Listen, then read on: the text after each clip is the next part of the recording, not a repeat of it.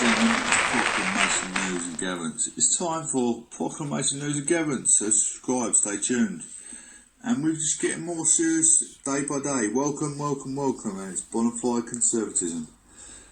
As all seriousness is starting to get more realistic. 1 year to proclaim together we reunite this divine elevation series, so stay tuned. In today's modern society, we take a look at the UK roads, its infrastructure, what's in store for 2020. But I want you to think first and think safety. Do not enter your car under the influence of alcohol. Do not enter your car under the influence of narcotics. Do not enter your car under sleep deprivation. Making sure you and passengers on board have safety belts and babies have seat belts adapters adjacent to the car seat. Check your engine coolant tank and engine oil are filled up to the maximum level. Check your tyres for PSI limits before takeoff, and also tyre treads and the tyres are not bowled. Checking the maximum tyre tread. Look out for further road safety signs. Look out for further police instructions. Check both wing mirrors and centre mirrors before acting and turning to a safe, sufficient directional choice. Or overtaking, making sure motorcycles are not overtaking and pedestrians are not crossing. Plan your destination. It's UK road safety guidelines to give you some acknowledgement of road congestion, road works and car accidents. So it's very important and very beneficial to subscribe, share and show your support. Give me some encouragement and share to keep not only me but others' safety within the UK. So please call 999 or 101 for emergency and legal authority assistance. But please have some forbearance as our police are very busy day to day with many activities such as racketeering, theft and many other road incidents. Our fire brigade, our wonderful fire brigade, are very busy with many fires, offices, fields, etc. and giving our children at school the pat-down talk to our children at school. Fireman Sam says do not play with fire matches. Our wonderful NHS are very busy with many elderly patients, hip operations, heart disease, cancer, and many people have slips, trips or falls at work. I mean, sometimes NHS can't stop the cause of death, so please have some forbearance and have an understanding that they can't fix every complication inside a hospital. Did you know that most deaths at work are caused by slips, trips or falls at work? Please think safety and think first. Give these professional colleagues some forbearance. Police officers as well, putting up with a lot of trash in the UK. You don't realise what they get up with, road incidents, everything. Live crash on M25 and heavy traffic and congestion in Bristol, M4 and M32, also slow. A multi-vehicle crash has closed a lane on the M5 while there is low traffic on M4 and M32. Traffic on the M32, heavy congestion heading out of Bristol. There's a huge amount of traffic congestion across Bristol City and the outskirts this morning. On two of Bristol's major motorways there is currently slow traffic and heavy delays. There are delays on the M32 and Newfoundland Way southbound into Bristol city centre, and there is also slow traffic on the M4 eastbound before junction 19. M32 with travel time currently being around 10 minutes. Someone got in touch with Bristol Live to say traffic around Bradley Stoke roadworks is a lot worse today. Maybe it's the ice. It's just taken 15 minutes to go half a mile.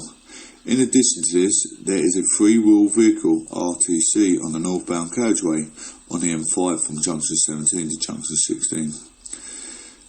So you can join our Facebook group to keep updated with all the latest traffic and traffic news around the UK. It's Proclamation News and Gatherence. It's live M1 traffic updates. I think it's I'll double check it now. I think it's Proc Johnson or something like that. I'll check shortly and let you know. It's live M1 traffic updates and road completely shut near Luton Airport after a serious crash. There are no more than 3 miles of queues in this area.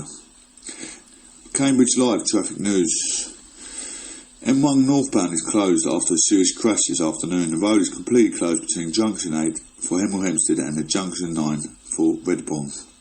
Highways England have urged drivers who are planning on using the route to allow extra time for their journey, particularly those travelling towards Luton Airport. 2 lanes were originally blocked after the crash, but now the whole road is completely shut. There are currently 3.5 miles of queues in the area as a result. Highways officers and BCH road police are en route to the scene. A Highways England spokesperson said on Twitter, M1 northbound between Junction 8 to Junction 9 is currently closed due to a serious road collision. Please plan ahead for London Luton Airport. BCH Road. Policing and our officers are en route. For more updates on this traffic and travel story as we get them, keep up to date with the blog post below. Glasgow live traffic and weather. M8, M74, M78, M8 and Scotland Rail news. Happy news, there's all traffic and information you need to kickstart your working week. Proclamation news. Gatherence. That's just a bit of a headline. I might go into their train, see what's in their infrastructure with change. What's the train services, what's getting congested, what's getting built up in Scotland. Harry flies home to Meghan. Prince misses his brother William's first solo reception at the Buckingham Palace as he boards a plane to start his new life in Canada with his wife and son. Prince Harry jetted out to Canada last night to be reunited with Meghan and Archie, but missed his brother William's first solo reception at Buckingham Palace, where he ushered in a new era for the royals. It was a stepping stone for William in the long preparation for becoming the king and showcased the royal family's new order post-Harry, who was on his way to Vancouver to start his new life with his wife and son overnight. At the summit reception, the Duke of Cambridge was supported by his wife Kate, Prince Edward, his wife Sophie, Countess of Wessex and Prince Anne. As they welcomed 21 African delegations to the Queen's London home, the Queen and Prince Charles were not in attendance at the reception to mark the UK-Africa Investment Summit. Despite the drama of the past fortnight, William and Kate were all smiles as they received a line of visiting heads of the state and their parents in the music room. The Duchess of Cambridge put on a dazzling display as she joined her husband at the event on Monday evening.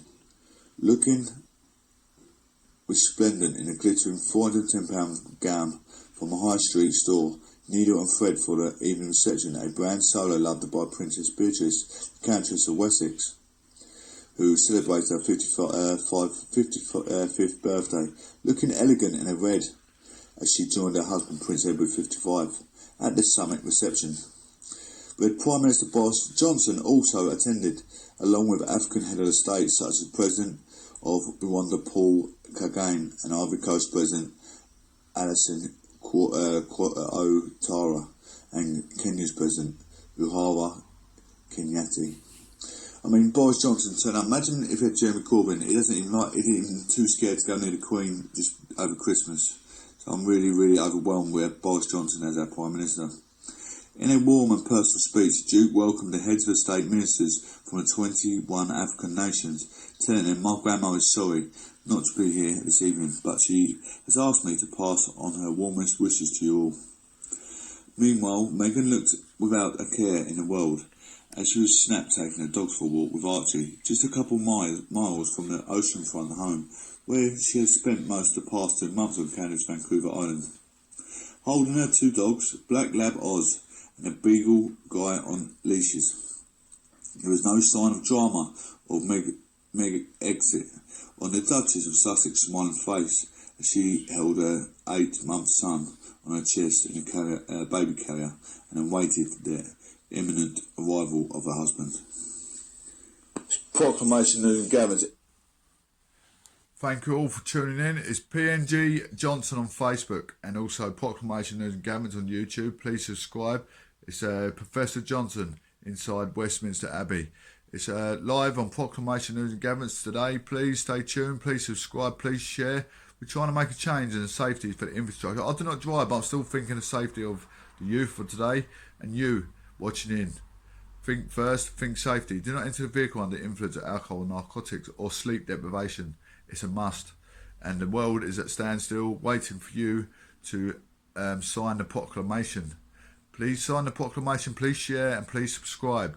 Proclamation News and Gatherence with Professor Johnson. Thank you very much.